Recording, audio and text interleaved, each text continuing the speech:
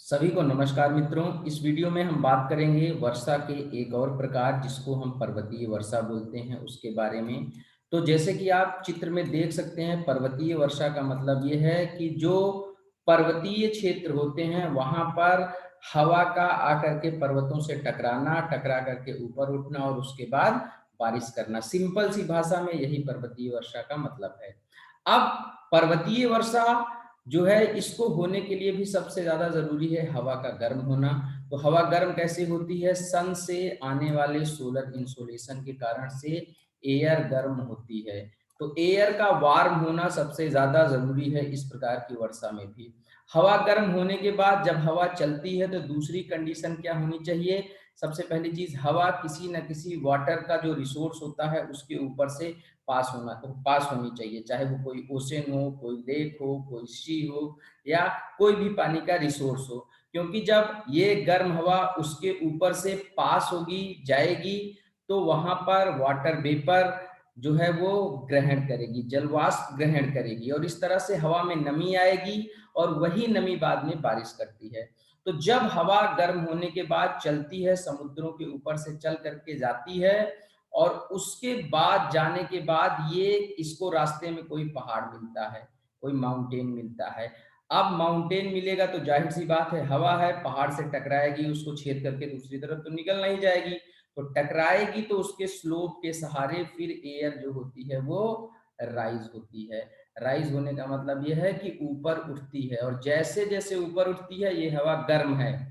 गर्म हवा ऊपर उठी, ऊपर उठने के बाद ठंडी हुई, ठंडी होने के बाद यहाँ पर होते हैं हाइग्रोस्कोपिक न्यूक्लियाइज या पोल्यूटेंट्स वगैरह, डस्ट पार्टिकल, सैंड पार्टिकल, उनके ऊपर जाकर के ये ठंडे होने के बाद संघनित हो जाते हैं, जो यहाँ से जलवाष्प लेकर के जाती है, एयर, वार्म एयर ठंडी होकर के उनका संघनन कर देती है यहाँ पर। अब कंडेंसेशन हुआ और कंडेंसेशन के बाद से ही फिर क्लाउड का फॉर्मेशन हो जाता है, बादल का निर्माण हुआ। जब बादल बन गए, बादल आपस में टकराते हैं और टकराने के बाद फिर क्या होता है कि वही बारिश होती है।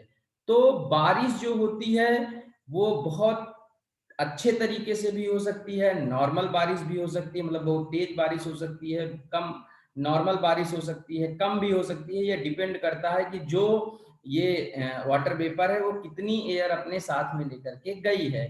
तो इस प्रकार आप देख सकते हैं जो ये ओरोग्राफिक या माउंटेनियस प्रेसिपिटेशन या जिसको हम पर्वतीय वर्षा बोलते हैं, उसमें जो विंडवार्ड साइड होता है, जिधर से हवा आती है उधर तो पर्याप्त बारिश होती है हवा के ऊपर उठने और फिर कंडेंस होकर के बारिश होने के कारण। लेकिन ये हवा जब बारिश कर देती है तो पर्वतों के ऊपर चढ़ करके यही हवा पास होती है दूसरी तरफ भी। जब ये दूसरी तरफ जाती है तो अब ये विंड क्या थी, जो वार्म विंड थी या हॉट विंड थी, वो हो गई कोल्ड विंड, ठंडी हो गई। और ठंडी होने के साथ इसकी ह्यूमिडिटी जो थी, आर्द्रता जो थी, वो वहां पर बारिश के रूप में गिर चुकी है। अब कोल्ड होने के साथ ये ड्राई भी हो गई, सूखी हो गई, ये ठंडी और शुष्क हो जाती है। तो ठंडी और शुष्क हवा दूसरे साइड में नीचे जब उतरती है तो नीचे डिसेंड होने पर इसमें ह्यूमिडिटी नहीं है तो बारिश नहीं होती है। तो जब बारिश नहीं होगी तो जाहिर सी बात है ये रीजन जो पीछे वाला रीजन होता है वो या तो सेमी एरिड हो जाएगा, अर्ध शुष्क, या फिर पूर्ण शुष्क भी हो सकता है, एरिड रीजन भी हो सकता है। तो इस तरह से ये जो पीछे वाला, पर्वतों के पीछे वाला शुष्क या अर्ध शुष्क क्षेत्र होता है उसको हम बोलते हैं रेन शैडो रीजन, वृष्टि छाया प्रदेश हिंदी में कहा जाता है। तो इस पॉइंट को याद रखिएगा, रेन शैडो रीजन क्या है? Rain shadow reason windward side के अपोजिट वाली साइड, जिसको हम लीवार्ड साइड बोलते हैं, पीछे की साइड, जहां पर जिसे हिंदी में मैं कहूं तो पवना विमुख ढाल जो होता है, जहां पर हवाएं बारिश करने के बाद ठंडी और शुष्क होकर के पहुंचती हैं और वहां पर बारिश नहीं होती है, वही रेन शैडो रीजन होता है। तो हमेशा ओरोग्राफिक जब रेनफॉल होता है तो रेन शैडो इम्पैक्ट देखा जाता है। रेन शैडो इम्पैक्ट कहाँ देखा जाता है? लीवार्ड साइड में, विंडवार्ड साइड में नहीं। तो इस तरीके से इस पॉइंट को याद रखिएगा कि रेन शैडो रीजन का कॉन्सेप्ट क्या है। मैं इसका एक एग्जांपल दूं, जैसे आप देख सकते हैं इंडिया में ये जो पेनिनसुलार इंडिया है वहां पर इधर हैं वेस्टर्न कोस्टल माउंटेन्स, जिनको हम वेस्टर्न घाट्स बोलते हैं। तो वेस्टर्न घाट्स का जो ये वेस्टर्न साइड है जिधर से हवाएं ये विंड्स आकर के टकराती हैं, ये काफी हरा भरा है, यहाँ पर खूब बारिश करती हैं विंड्स जो है, और बारिश करने के बाद हरियाली लाती हैं, बहुत ज्यादा जैव विविधता है। इवन जो है वो इंडिया के दो जो बायोडाइवर्सिटी हॉट स्पॉट्स हैं उसमें इसको और नॉर्थ ईस्टर्न इंडिया को शामिल किया गया है।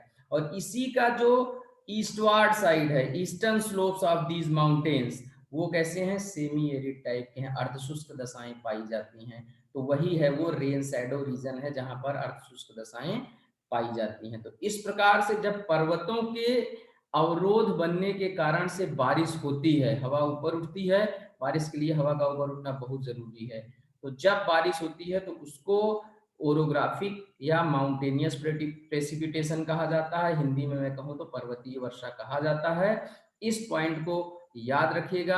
आज के लिए फिलहाल इतना ही, मिलते हैं अगले वीडियो में जिसमें हम लोग डिस्कस करेंगे तीसरी प्रकार की जो वर्षा है जिसको चक्रवातीय वर्षा कहा जाता है उसको। Thank you very much and please don't forget to share and subscribe my videos.